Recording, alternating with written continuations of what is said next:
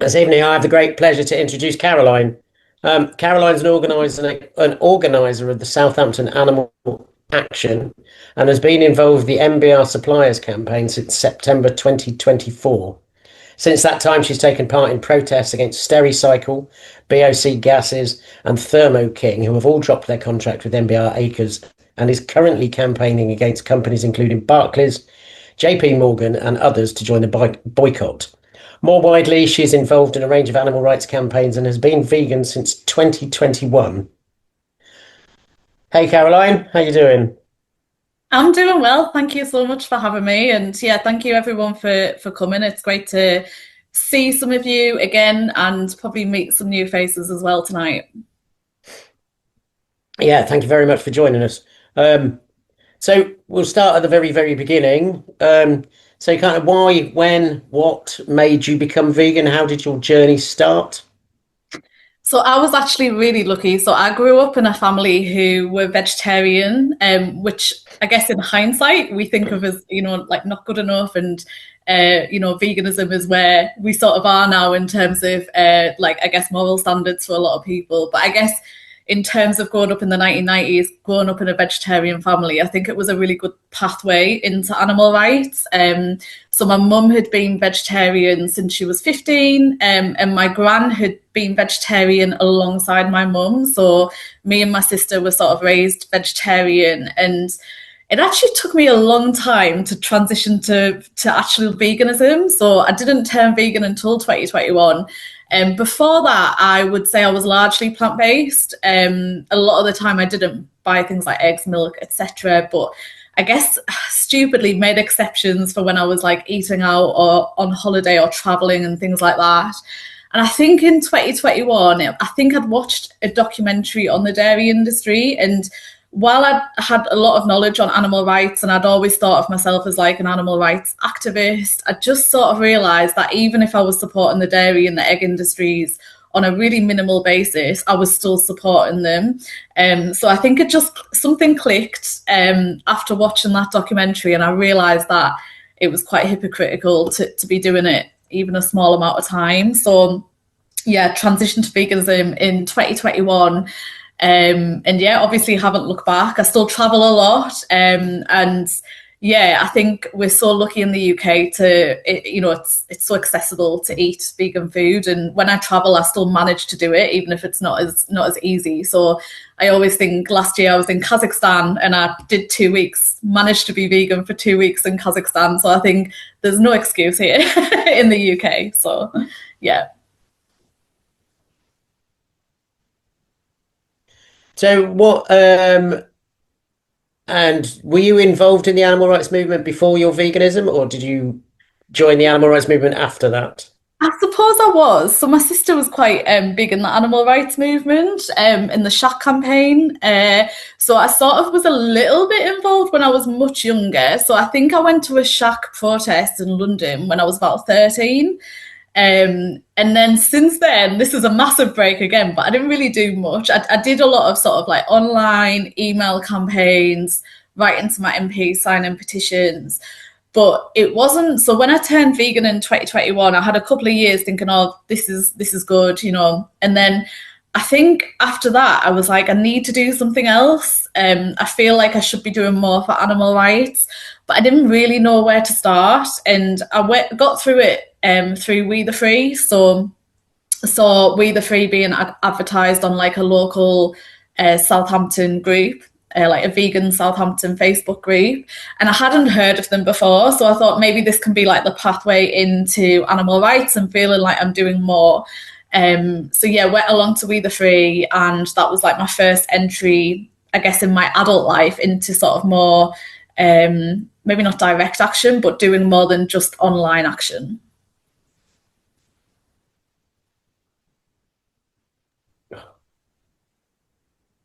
Yeah. So on that note, Southampton Animal Action, because you want to tell me something about them, where they came from, what they're about? Yeah, so I'd been involved in We the Free for a little bit, and basically there was Dorset Animal Action set up first. So obviously Dorset not being too far away, I'd sort of joined their WhatsApp community and done a little bit with Dorset Animal Action. I think I'd done a bit on sort of the Oceanarium campaign there and a few other things. And then the organisers from Dorset Animal Action basically had a meeting with some people from Southampton. I can't remember how and why they'd sort of reached out to me. It might have been that I'd sort of shown some interest at some point, or chatted to someone, and anyway, they asked me to come along to this initial meeting, and they basically said that they were hoping to get more grassroots animal rights activism off the ground in different cities across the UK, and one of them was obviously Southampton. So they'd invited sort of 6 or 7 of us to this meeting, and basically supported us in setting up. And I am a university lecturer sort of in my own time, and that's my main job, I suppose. And so they asked me if I'd like to sort of lead the first meeting. So we arranged so not just with the organisers, we arranged a meeting with anyone who wanted to be involved in Southampton Animal Action I think our first meeting was October 2024. And we were really lucky that almost 50 people turned up. We'd really pushed the marketing and advertised it everywhere that we could think of. And we really advertised it as a space for existing animal rights groups to come together under this sort of umbrella of Southampton Animal Action. So it included the bigger organisations like We the Free, Anonymous for the Voiceless, the hunt stabbing groups as well that were nearby. But we also wanted to invite anyone who wanted to potentially be involved, who had some ideas for setting things up on a more grassroots level, to get involved, to come under this sort of umbrella of SAA. So that's when it kicked off in October 2024. And it's been really successful, I would say, in Southampton. We went from having some things going on like We the Free and AV, but we've gone from that to having like such a diversity of actions going on, including the MBR suppliers campaign, which has been a really big one in Southampton. We also take part in sort of like if there's like a national sort of day of action or week of action, and we'll always get involved in that. So this month we've had a lot of actions for FEAT, for the finally ending animal testing. We've had a sort of lot of leafleting. We did a lot on sort of the Grand National last weekend. We had some resources sent from Animal Aid, and we did some things around the Grand National. We protest Brittany ferries. So Brittany ferries are over in Portsmouth, but we make that effort to go across, and we sort of team up with the grassroots group in Portsmouth as well, to protest Brittany ferries. They're back to live exporting animals again. We've done other things. So Southampton University test on animals. So we do regular outreach at the university there. I'm forgetting the others, but we've got so much going on at the moment that most weeks when we do sort of a roundup of what's going on, trying to get everyone involved, it ends up being like things are happening every day, not just the weekends. It's like, to this week we had something, today we've got something in the calendar, tomorrow, Thursday, Friday, and the weekend. So it's gone really, really successfully in Southampton, and I guess I really enjoy it, but my life has gone from being busy to being significantly busier. But I also wouldn't change it. I'm really sort of enjoying being involved. And I think when I wanted to get back into activism a few years ago, it feels really rewarding to be doing a lot more now and to be feeling really involved in that animal rights movement. So from Southampton then, how did you get involved in the MBR campaign? How did you hear about it? What did you know about it previously? Yeah, so MBR's been, really a big part of Southampton Animal Action, I would say. So it actually, for me personally, it started just before we really launched Southampton Animal Action. I was doing a bit with Dorset, as I said, and they had started the Stericycle campaign over in Bournemouth. So on a personal level, I went over to Bournemouth and protested Stericycle. So that was, I guess, my entry into it. I don't think I'd been to MBR at that point. I can't remember when I first went, but I think I started off with the suppliers. I think soon after that, I ended up doing a trip to MBR as well. And then when we launched Southampton Animal Action, we did have a few suppliers in Southampton as well. So we had BOC gases at the time, so we did regular protests against those, and they did eventually drop the contract, which was great. And Thermo King as well ended up being a really short campaign. We did 2 protests, I think, at Thermo King before they dropped the contract. So now our big targets again are, we have some smaller targets in Basingstoke, so not too far from here. So we do regular trips to Basingstoke. And then in Southampton itself, we've obviously got Barclays is the big one. And we sometimes travel across to the Dorset area for other ones like JP Morgan as well. But yeah, I guess I don't know if I'm speaking to everyone who knows about the MBR suppliers campaign, but just in case, maybe for anyone who's sort of watching the recording. So obviously traveling to Cambridgeshire on a regular basis is quite challenging. So the MBR suppliers campaign is a really good way to make a big difference to MBR staying open, hopefully getting it shut down from any location in the UK. So we're hitting all the suppliers of MBR, and I guess our rationale is a company can not operate without other companies working alongside it, working with it. So getting as many companies as possible who currently work with MBR to refuse to do it and to join the boycott of MBR Acres. And I think it's been, a really successful campaign so far. Obviously, we're not at a point where MBR Acres is shut. But you know what, touch some wood, I don't think we're too far away. Let's hope. I think over 60 companies now have joined the boycott of MBR Acres. So over 60 companies have refused to work with them. It would be really great if we could get Barclays and JP Morgan to drop their contracts. Obviously, they are huge banks with a lot of power and influence.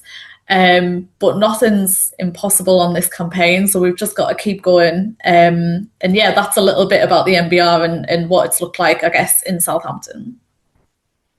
So do you know where the MBR campaign was born from? I mean, I've got a few questions around this, but so do you know where it was born from, where it started? No, tell me about it. I don't want to pretend I do and say something wrong. So. Well, that's okay, because I don't know. I mean, I don't know massively. My understanding is it's a continuation of the progress made with the Shack campaign. Mm-hmm. That makes sense for sure. Yeah, that makes sense. Yeah, and it's quite interesting because, like I said, my sister was quite involved in the Shack campaign right at the start. I was probably maybe not too young, but I was probably about 14 when she got into the Shack campaign, so it wasn't a really big part of what I was doing at that time. So I was very aware of the Shack campaign, and yeah, it's good to have this type of action coming back, despite the challenges, I guess, that we have in the UK around protests at the moment and some of the increased legislation. It is really good to sort of have this type of campaign, and hopefully it will lead to success. So when you're talking about the suppliers to MBR, who would feature as a supplier? What kind of targets are you looking at? I mean, obviously you'll be looking at electricity and gas, but what other connections do they have that people can be looking at? Yeah, so there's actually a full list on the MBR suppliers Facebook page, to my knowledge, and that's every single known supplier that's out there. There might be others as well, of course. The list might not be fully extensive, but that's all the known ones. So it can be anything really. It can be, so Stericycle did the waste management for MBR. Including taking sort of dead puppies and putting them in their incinerators in the Ipswich branch of Stericycle. Obviously, things like the electric and gas, like you said, the financial services. So with Barclays and JP Morgan, they're largely providing sort of financial services, etc. But it can be really anyone, and obviously it sometimes feels more impactful if you are targeting those sort of bigger suppliers who may be perceived to have more impact if they do join the boycott. But really, even the smaller ones makes a difference. I don't have a business myself, but I have a good friend who runs a business, and she was saying, if she had one supplier drop out, that would really, really be impactful negatively on her sort of supply chain and her business. So when you've got multiple suppliers dropping out, she just said, I can't imagine the stress that they must be under. But obviously that's that's a good thing for the campaign. So yeah. Yeah, so it's just absolutely anyone and everyone. So expanding again on that, how do you think that the suppliers campaign helps in the endeavour to shut down a particular industry? Not necessarily MBR, but I mean, obviously this is focused on MBR, but how do you feel that helps? What's the headway? Yeah, I think it's just so important to target those sort of suppliers on, and it sort of made me think about other campaigns that we're doing as well. So we probably haven't done it anywhere near to the same extent as the MBR suppliers campaign, but we're starting to think about it in terms of sort of the Brittany Ferries campaign. And so Brittany Ferries, we've been protesting them weekly, sometimes more. We've had a strong presence there, and we're quite just, we keep our protests legal, of course, but we are disruptive. But sometimes you hit this sort of stalemate where you're like, are they going to budge? Are they going to not? So I guess it's a way to sort of diversify tactics and think of ways that we can sort of strengthen the campaign. So with Brittany Ferries, we're currently looking at the shareholders, for example, and seeing if there's any. I mean, Brittany Ferries is actually a French company, so a lot of the shareholders are in France, but there are some in the UK. So I think that might be our next step in the campaign is, right, if they're going to not budge, why don't we go to the shareholders and see if they'll budge? And sometimes...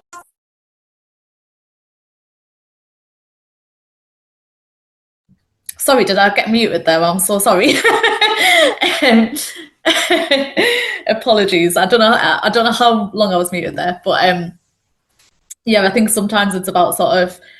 Oh, sorry, Alan, I can't hear you. Were you saying something back? All good? You're muted now, but I hope you're not saying something too important. No, all I'm trying to do is refresh where we'd got to, but Oh, I'm so sorry. that's okay. No, it's my fault. I started the whole That's problem in the okay. first place. No, I just got a notification up saying you're muted. I was like, damn. But yeah, now I've lost my train of thought. But yeah, I We guess were it's about talking about the diversifying. shareholders is where we got to. Yeah, shareholders of Brittany Ferries, I think, is going to be like the next step in the campaign. It is, like I said, it is difficult because it is a French company, so a lot of the shareholders are in France. But yeah, I guess it's just a good way to diversify tactics, and we don't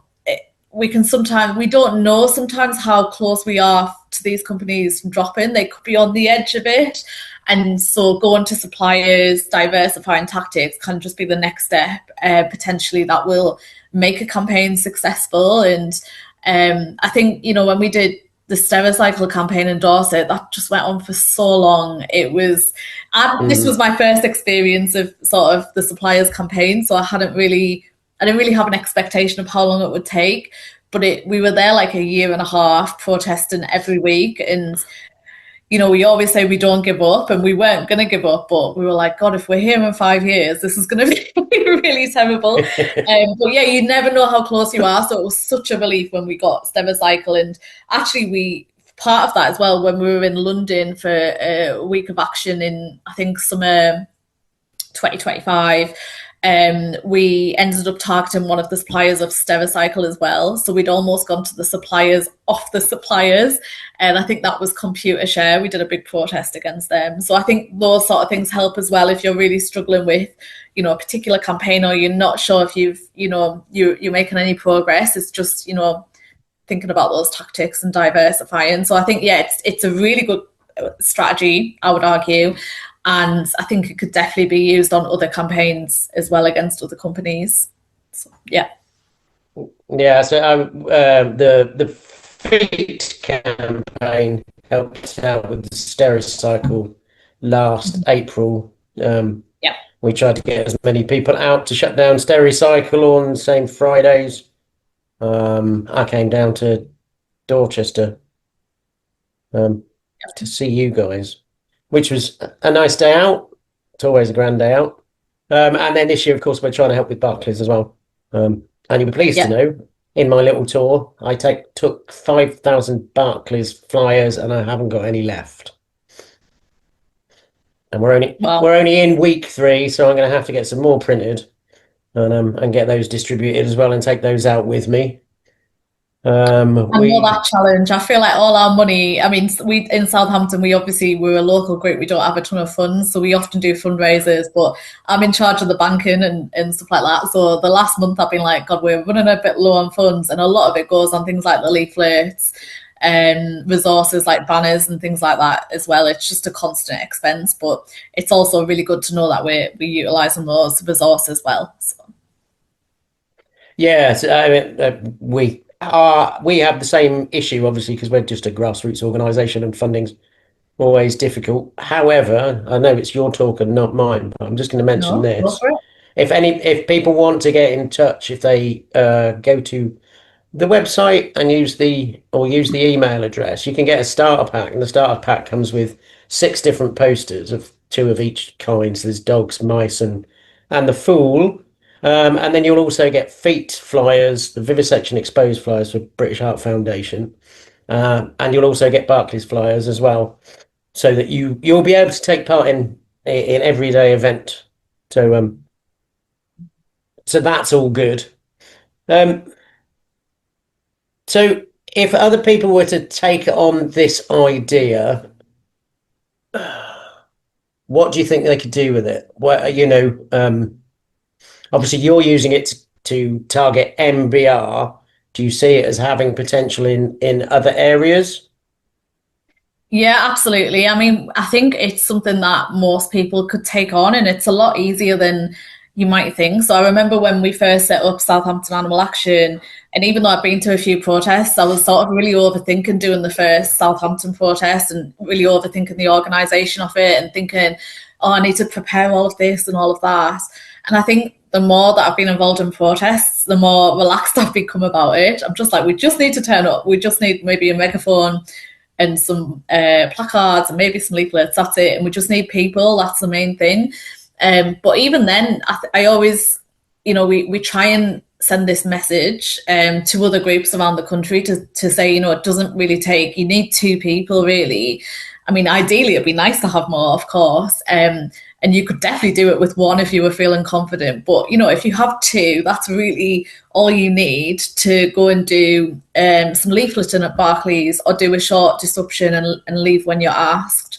It doesn't take, tons of people or tons of resources. So the other week, myself and my friend did a Barclays disruption. We just had 15 minutes. I had to go off and do something. She had to go off and do something. And we just got a megaphone, I think she had a placard, I had the megaphone. We did sort of 15 minutes. We had a couple of leaflets that we distributed afterwards, and then we left. So it doesn't even need to be like a huge time consuming part of someone's day. It can just be, okay, got half an hour, let's go and do something that could be really impactful. And we were thinking this because, we want to see if companies like Barclays are going to drop their contract with MBR, it can't just be the one in Southampton or the one in Dorset or whatever being disrupted. It would be so impactful if that was happening all across the country. And I think that's how we get these big companies to act. Because while we might only be a few people, if we're all doing different things around the country, they have to listen. Head office really do have to listen, or they expect that's going to happen over and over. So I really think this is something that I hope people are thinking about around the country. And we were thinking about the MBR suppliers Facebook page the other day. I think it hit 4,000 members. And even if half of those people were out doing a Barclays disruption or doing a JP Morgan leafleting or whatever it might be, that could be, the next step that shuts down MBR for good. So absolutely, I think it's impactful. I hope that more people would consider taking it on. And it is fun as well. Like, I will say, protests, well, we all have different ideas of fun, I suppose. But I find protests quite fun. I feel like they're a bit of a release.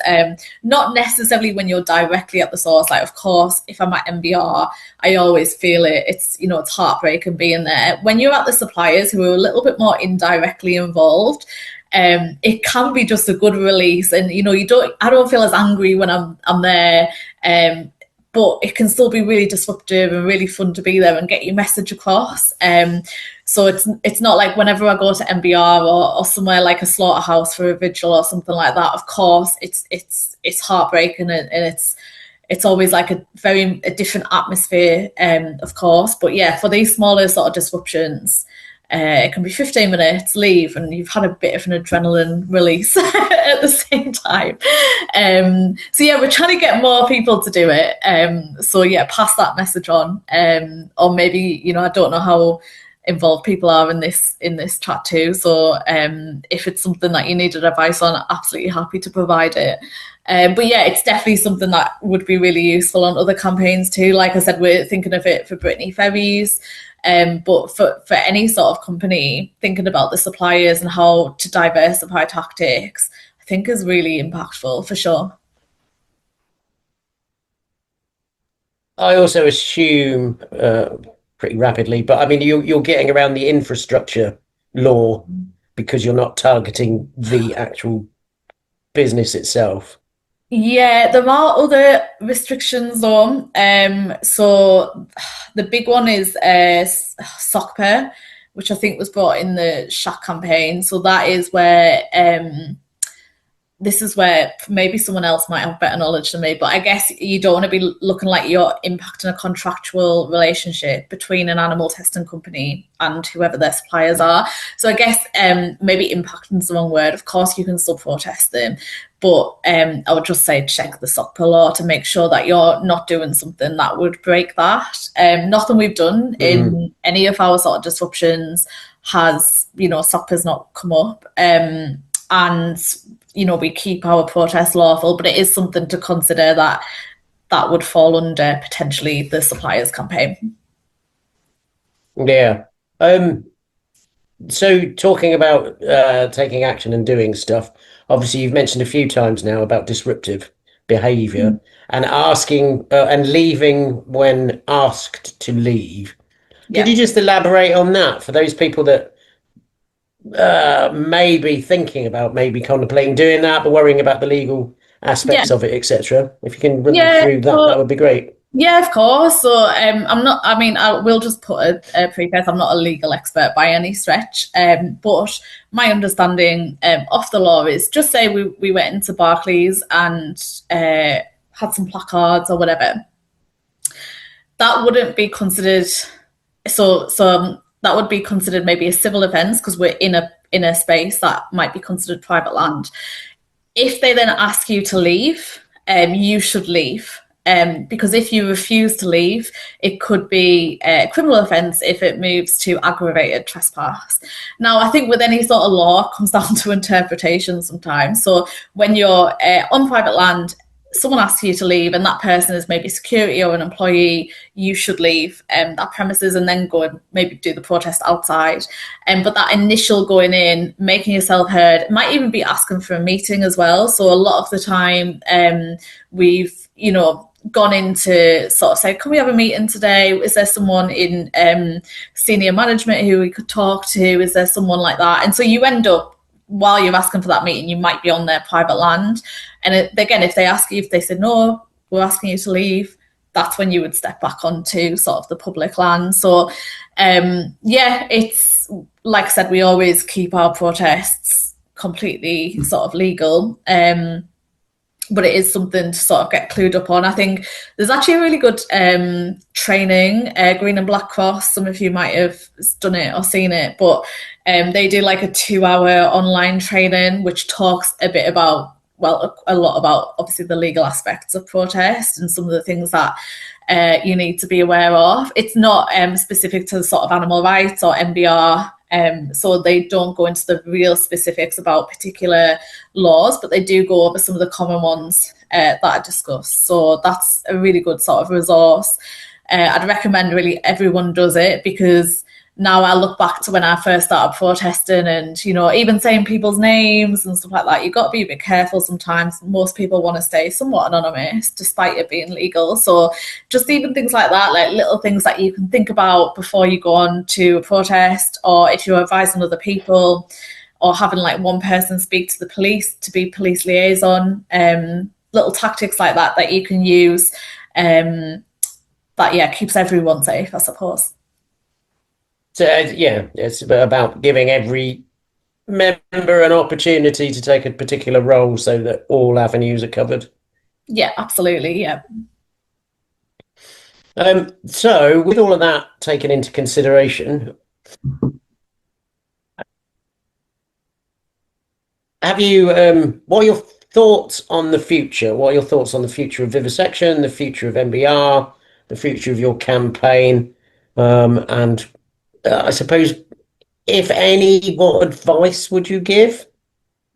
Doesn't necessarily have to be just about MBR campaigning or anything, but for general animal rights in the future. Yeah, it would be. It's been really good since we've launched and since Dorset launched to see more sort of grassroots groups coming up around the country. So after we launched, we helped East Kent Animal Action launch. So it was almost like Dorset helped us, and then we used our expertise to help them, and then they've helped someone else. The Nottingham group is looking to get active again. So I think they have a group, but they're not quite off the ground when I last talked to them. So they I was on a phone call with them to give them a bit of advice as well about how to sort of get launched and get going. And I think a lot of these things we're sort of learning as we go along as well. So we're not experts in Southampton, but we might have done some things differently that we can reflect on and pass on to other groups as well. So I think, this is not taking anything away from the big campaigns like We the Free. I think they're also great. We just need more of everything. So I think in the UK, seeing this sort of relaunch of more of the grassroots groups has been really, really good.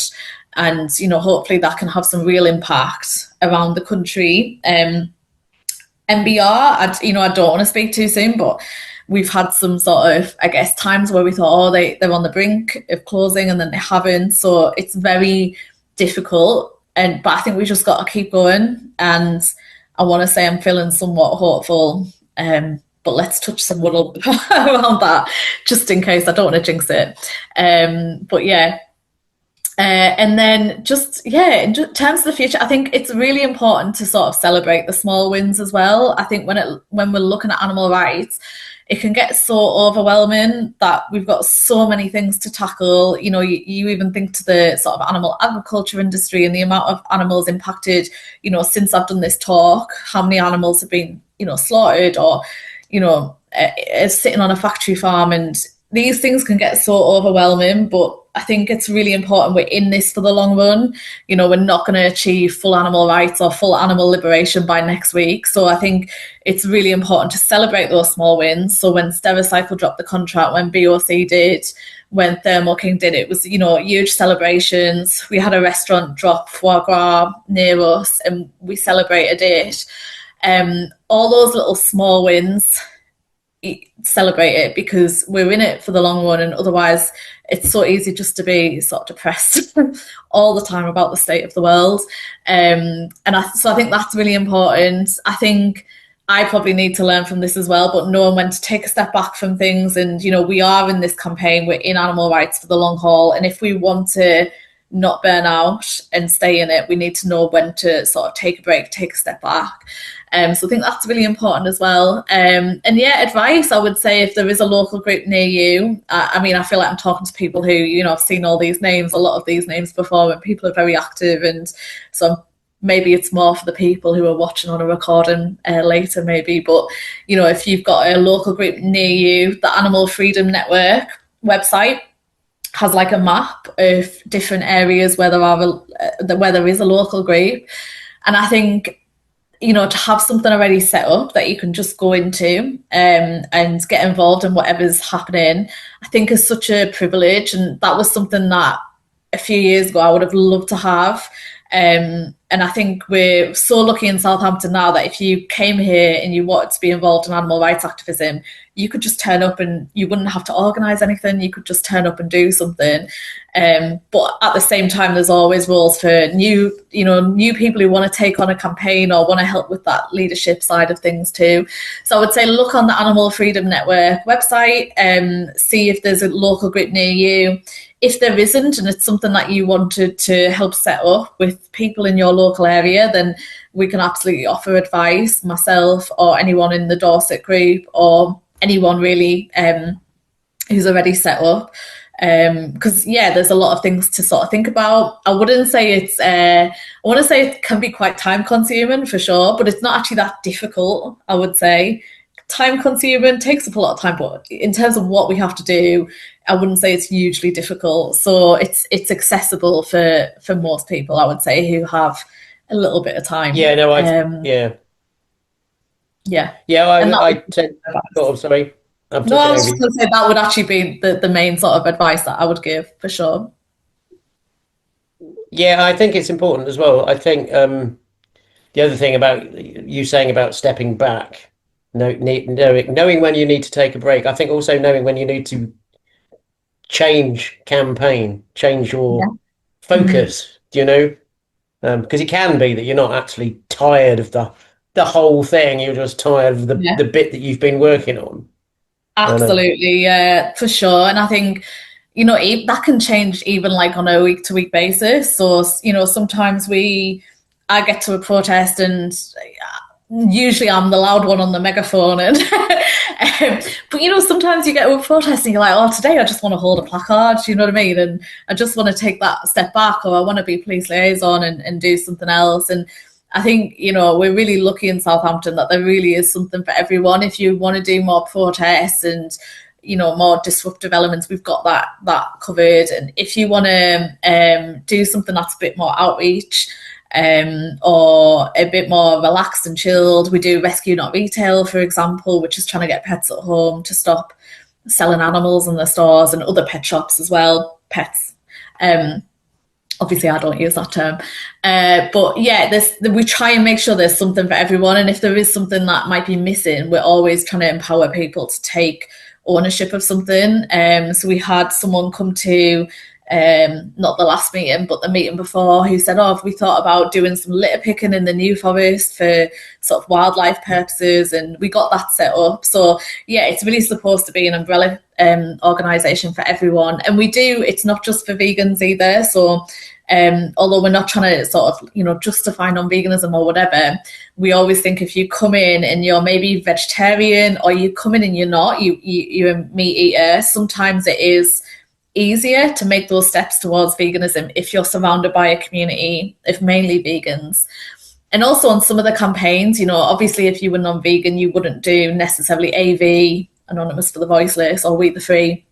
But you might come and do the MBR suppliers campaign, or you might do Rescue Not Retail. And again, you never know whether people are more likely then to sort of realise, oh, if I'm campaigning against the dogs at MBR, am I maybe slightly hypocritical if I'm then not, if I'm supporting the animal agriculture industry or whatever, a bit like I was a few years ago when that sort of hypocrisy sort of came to light for me. So yeah, we're really open to everyone who wants to get involved in that fight for animal freedom.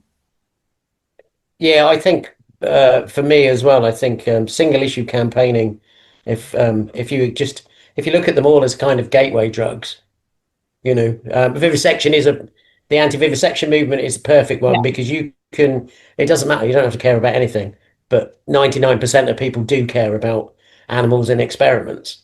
And it's a great way in, because you're going to rub shoulders with other people that have other philosophies or bigger philosophies. Yeah.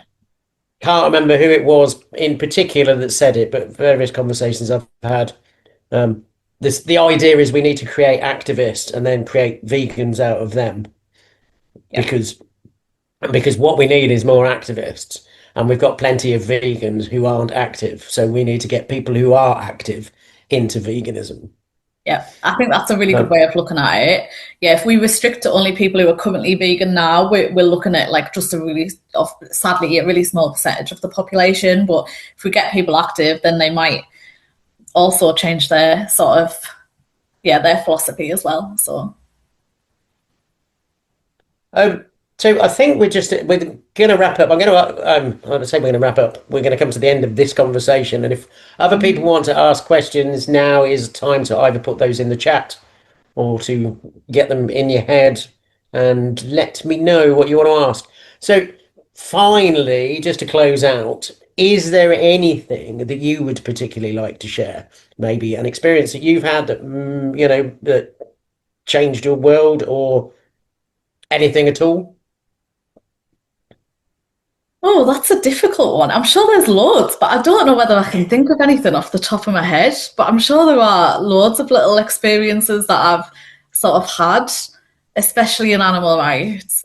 I do remember, so maybe not for me in particular, but when we did the London Convergence, um, someone who was leading that did say that they saw a big change in the animal rights movement in the UK during that convergence. We were doing a greyhound. We were targeting a company that supports the greyhound racing industry, and I think just the amount of people at that protest and the amount of people who were up for doing a disruption, but obviously leaving when asked, so completely legal.